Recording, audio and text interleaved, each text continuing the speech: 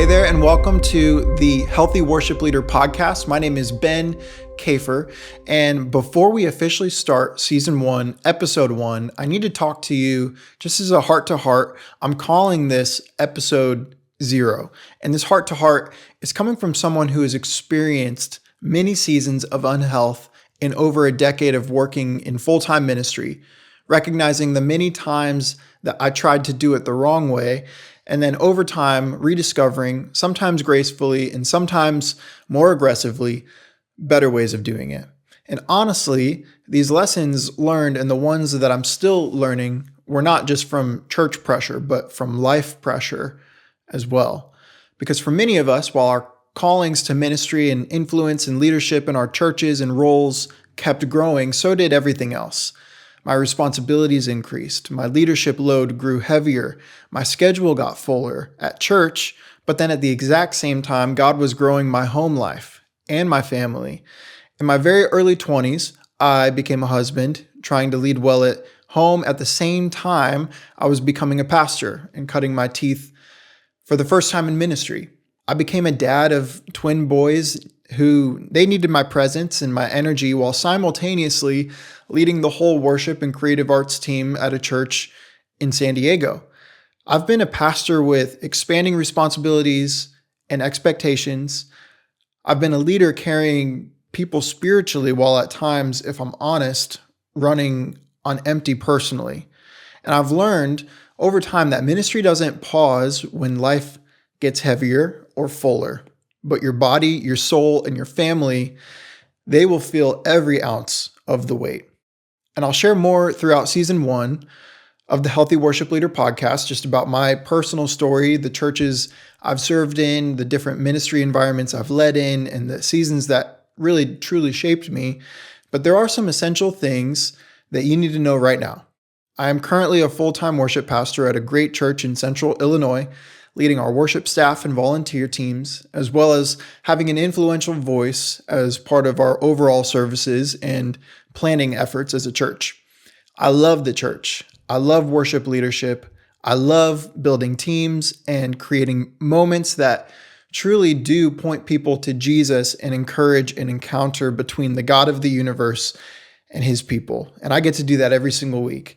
And there have been times, even so, along the way where I've lost the joy of all of it because I never learned how to be healthy while carrying the calling.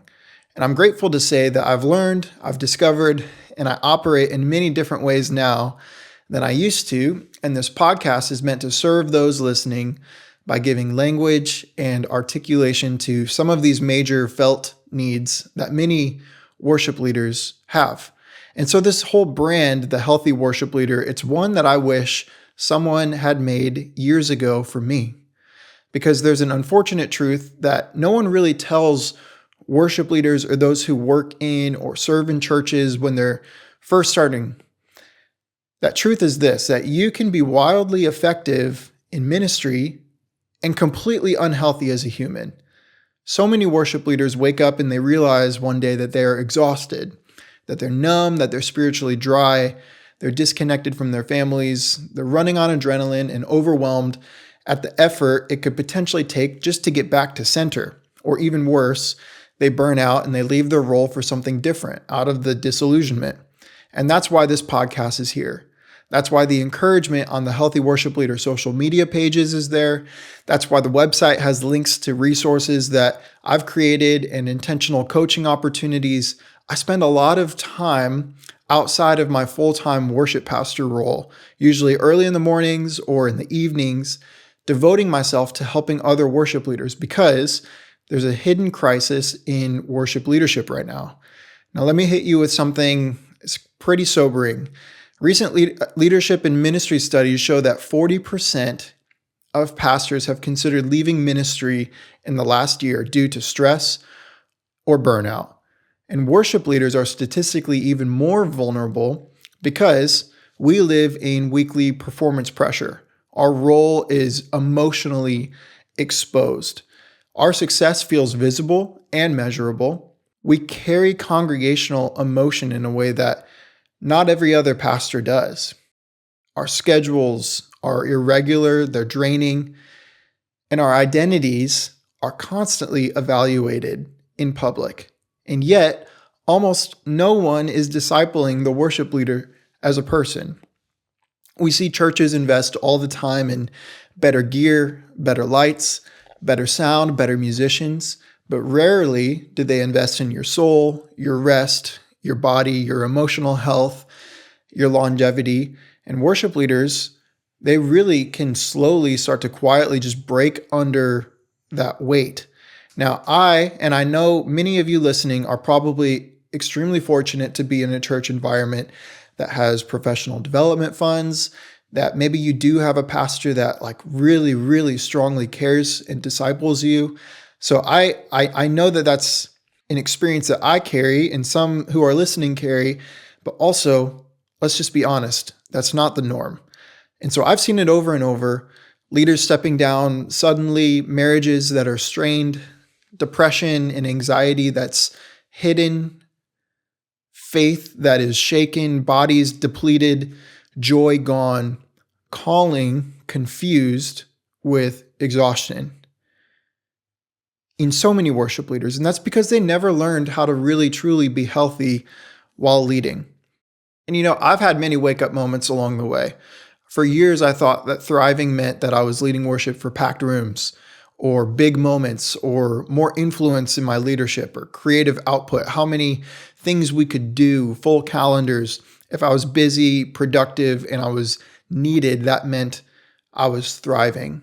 And as I was in that cycle of my church and my home life just growing fast with new roles, new responsibilities, new marriage, new kids, new pressure, underneath all of that was a dangerous cocktail, so to speak, just made up of things that maybe I didn't recognize at the time, but I look back now and I can recognize them so clearly that I was addicted to approval.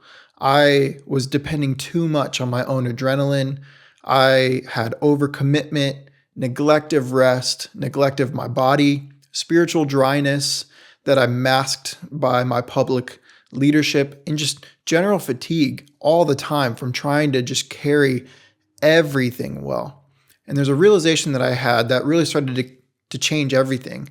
I started looking around and I saw the same patterns everywhere. This wasn't just something I was feeling, but worship leaders, friends of mine who appeared externally great, but when they were honest on phone calls or behind closed doors, would say that they also were running on fumes or emotionally just fried, physically neglected, creatively empty, relationally distant, and maybe even questioning their calling.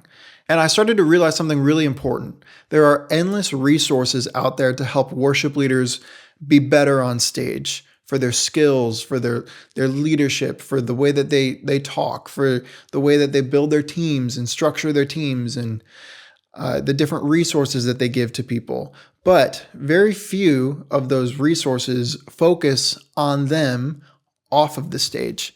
And that gap can be dangerous because unhealthy worship leaders, they don't just burn out and change careers. They might actually start to forsake their calling. And that generally impacts not just their own walk with the Lord, but their families and their marriages, their churches, and beyond. And so the healthy worship leader is about building a life strong enough to carry your calling for decades, to help you thrive in ministry and in life. And this is formation focused because ministry health flows from personal health. But here's the shocking part. Your burnout, it doesn't glorify God. Your exhaustion is not holiness. Your overextension isn't faithfulness. Your neglect of your body doesn't earn you some kind of spiritual badge. Your platform is not your identity, and not a lot of worship leaders hear all of those things said clearly. And so I'm saying it. Everything here at the Healthy Worship Leader runs through 7 different pillars: faith, people, ministry, leadership, well-being, creativity, and stewardship. Worship leaders usually grow in 1 or 2 of these really well, but they kind of forget about the rest. And that imbalance can really start to begin to create cracks in their foundation, cracks that lead to fatigue, and then that fatigue leading to burnout, and burnout leading to ultimately collapse. But when these pillars are aligned and all of them are addressed equally and they get the attention that they need, something changes. You start to lead from peace. You prepare without this level of panic or urgency. Your worship, it's not numb anymore, but there's something substantiated to it. You can find rest without finding guilt, and you can love and serve your family without distraction. You care for your body, not to get a physique or out of vanity, but out of obedience, ultimately so that you can last. If you're a worship leader and any part of you feels like you're tired, but you don't know why, like you love ministry, but you're running out of the joy that you once had, that you feel pressure every week, or you don't feel spiritually alive like you used to, maybe you're thinking to yourself, I don't know how to slow down. I feel like my worth is tied to how Sunday goes. Well, let me just tell you, you're not crazy. You're living the all too common crisis of worship leadership. And this podcast is here to pull that into the light and to give you a path toward health. There have been several occasions where I almost became another statistic, another worship leader who stepped away, burned out, confused, disillusioned. But God truly used those breaking points of ministry pressure and life pressure, family growth, physical shutdown at times to rebuild me truly from the inside out. And now I feel responsible to help others before they hit those same walls. And so I want to see myself leading worship in 20 years from now with joy. And I want the same thing for you. And so let's start that journey together. I'll see you in episode 1.